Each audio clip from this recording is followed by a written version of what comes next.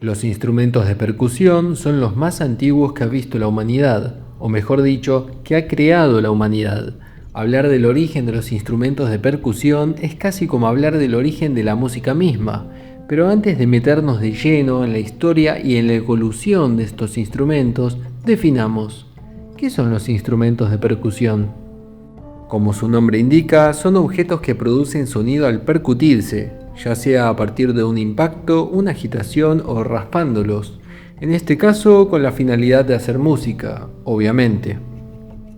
Este tipo de instrumentos son los más complejos al momento de clasificarlos, ya que podemos dividirlos por el tipo de elementos que produce el sonido, como podrían ser membranófonos, idiófonos o por cuerda percutida.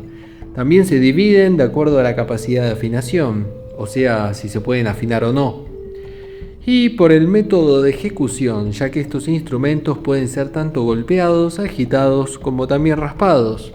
En resumen, esos serían los llamados instrumentos de percusión. Ahora, ¿cómo empezó todo esto? Para encontrar los primeros ejemplares de este tipo de instrumentos, nos tenemos que remontar a la prehistoria. Los registros más remotos se hallan alrededor del 6000 a.C., es decir, en pleno neolítico, y sobre todo en África. Durante este período de la prehistoria surgen las primeras formas de percusión. Parece ser que el ser humano trae en su ADN estas ganas de hacer ruido, de producir sonidos con algún sentido, con ritmo, con emoción. Por causa de esto fue que aparecieron los primeros instrumentos. A falta de las avanzadas técnicas para confeccionarlos que tenemos hoy en día, al hombre del Neolítico no le quedaba otra que crear sus instrumentos con los materiales que encontraba. Rudimentarios objetos construidos con piedra, arcilla, pedazos de madera o incluso con huesos y pieles de animales eran tocados para producir una mezcla de ritmos y sonidos que milenios más tarde devendrían en música. En aquel entonces nuestros ancestros hacían música entre comillas, a razón de ciertos rituales que se celebraban o para remarcar algún evento especial, por ejemplo en ceremonias religiosas, en ocasiones de guerra, para amedrentar enemigos o para avisar que el enemigo se aproximaba, también durante nacimientos, funerales o durante la caza, como para avisar que un animal se acercaba. Y así podemos mencionar muchos casos en que la ejecución de ritmos o meros sonidos tenían cierta utilidad o algún sentido, por lo menos. Frente a la escasez de datos, de registro escrito o gráfico, lo único que podemos conjeturar sobre los instrumentos de aquel tiempo son los materiales con que eran construidos, la forma que tenían y saber algo acerca de qué uso les era dado. Al fin y al cabo, nuestros ancestros no le ponían nombres específicos a esos objetos, ni tampoco los fabricaban en serie. Tenemos que viajar un puñadito de miles de años al futuro para encontrarnos con los primeros instrumentos musicales bien construidos, o sea, que se creaban para usos específicos, con diseño y con nombres asignados. Las primeras civilizaciones de la humanidad por lo menos dejaron registro de ello.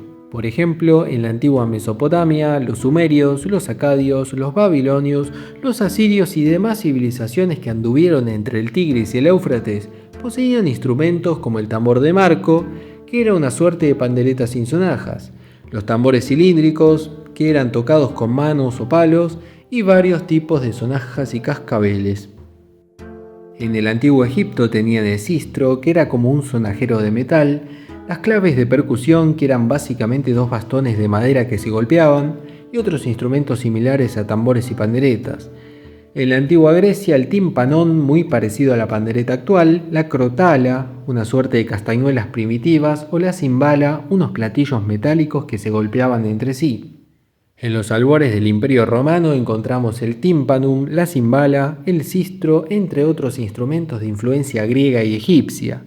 Al oriente del mundo también surgían los instrumentos de percusión. En China estaba el bianzong, un conjunto de campanas de bronce, cada una afinada a una frecuencia distinta. El bo, probablemente un antecesor del gong. El gu, unos tambores de madera con parches de piel de andás a saber qué animal. Y bueno, así podemos continuar mencionando un montón de especímenes.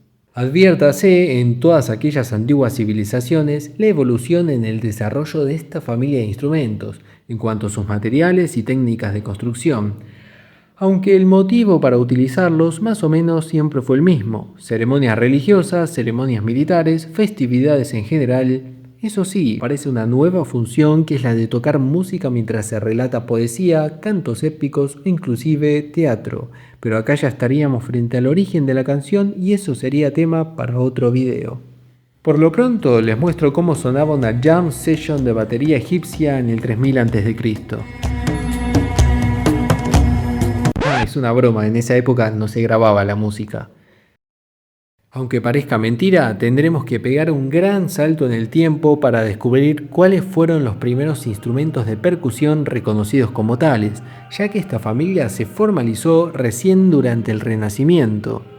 Es a partir de acá que podemos hacer un seguimiento más preciso de cómo evolucionaron, qué nombres tenían, en qué lugares del mundo aparecieron, en qué tipo de música eran tocados, porque si bien las antiguas civilizaciones dejaron plasmados aquellos primitivos ejemplares en escritos, en grabados o en pintura, los datos son escasos y difusos. Seguir una cronología es medio difícil.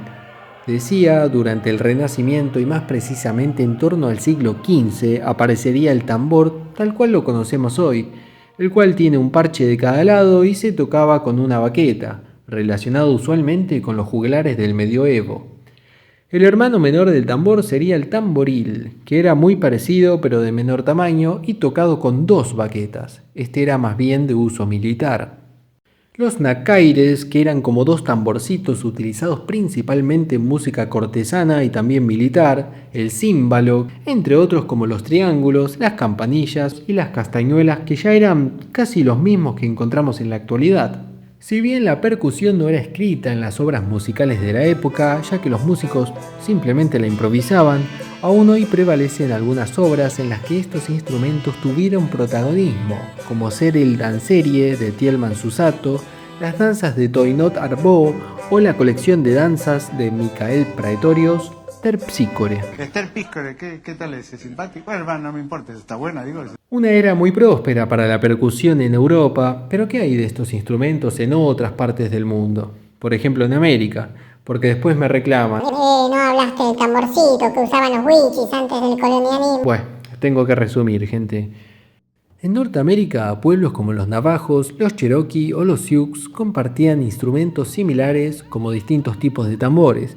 Por ejemplo, el tambor de marco, que tenía una membrana estirada de un solo lado, el tambor de tronco hueco, muy particulares de esta parte del mundo, el cual se confeccionaba picando la madera interior de un tronco y estirando una membrana de cada lado, o el tambor de agua, constituido por dos calabazas, una usada como recipiente de agua y la otra es el tambor propiamente dicho, que flota en ese agua y se percute con dos baquetas o bien con los dedos. Un instrumento muy interesante, la verdad. Hablando de calabazas, también encontramos sonajas de calabaza, rellena con piedritas o semillas. Alrededor de Centroamérica, los mayas, los aztecas, los zapotecas, mixtecas, toltecas, olmecas y demás tocaban instrumentos de percusión tales como el huehuetl y el teponaztli. El primero era un tambor vertical hecho con un tronco de madera huecado, el cual se percutía con las manos, y el otro también de madera pero horizontal y se tocaba con baquetas, cada uno usado en ocasiones diferentes. Además, también nos encontramos con diversos tipos de cascabeles y campanas generalmente construidos con cerámica o cobre. Y en Sudamérica los incas tenían el huancara, un tambor muy grande tocado con palos, los mapuches tenían el cultrum, un tambor con una membrana estirada en una vasija de madera, los guaraníes el tacuapu, una caña larga que se golpeaba contra el suelo, y bueno, la lista continúa, pero tampoco quiero que este video parezca la lectura de la guía telefónica. Ahora quiero dar otro salto en el tiempo y acercarnos a nuestra era, particularmente a los instrumentos de percusión más utilizados en Occidente. Todos los ejemplares percusivos que fui mencionando a lo largo de este recorrido fueron moldeando la forma que hoy encontramos en timbales, en panderetas, claves, maracas, congas, cajones y el icónico triángulo eléctrico. Mentira, el triángulo eléctrico no existe. Dichos instrumentos hoy se utilizan en géneros musicales contemporáneos, tales como el pop, el rock, el jazz, el funk, en música electrónica, en la música orquestal y en la música folclórica de cada país en particular. Hoy más que nada se los ejecuta para el deleite de nuestros oídos y excepcionalmente en actos conmemorativos. Ya se fueron abandonando las antiguas prácticas para tocarlos durante la guerra, para amedrentar enemigos o en la cacería de un animal. Ahora más bien es de uso recreativo, podríamos decir. Espero les haya gustado este video, suscríbanse, dejen su like. ¿Se pensaban que no iba a hablar del instrumento de percusión por excelencia? Bueno, quiero cerrar este recorrido histórico para mencionar a la batería y sus antecesores. Este instrumento tan presente en la música de hoy tiene sus orígenes en la percusión orquestal del siglo XVIII y XIX. La idea era combinar varios instrumentos de percusión en uno solo para que sea ejecutado por una única persona, el percusionista en este caso. Como se habrán dado cuenta, todos los ejemplares anteriormente mencionados están integrados por una o dos piezas como mucho, pero en la música de aquella época tomaban protagonismo distintos tipos de tambores, platillos, timbales y bombos que si bien en un principio eran interpretados cada uno por un músico diferente, este conjunto de objetos tendió a agruparse en uno solo, y es así como empezaron a verse las primeras baterías hacia inicios del siglo XX, sobre todo en música como el ragtime, el jazz, el blues, el R&B, y paro acá con la batería, otro día hago un video específicamente hablando de esto. Ahora sí, sé que muchos instrumentos quedaron afuera, es difícil hablar de todos y cada uno sin caer en el mayor de los tedios, así que traté de resumir lo máximo posible sin pasarme al extremo del laconismo más vago.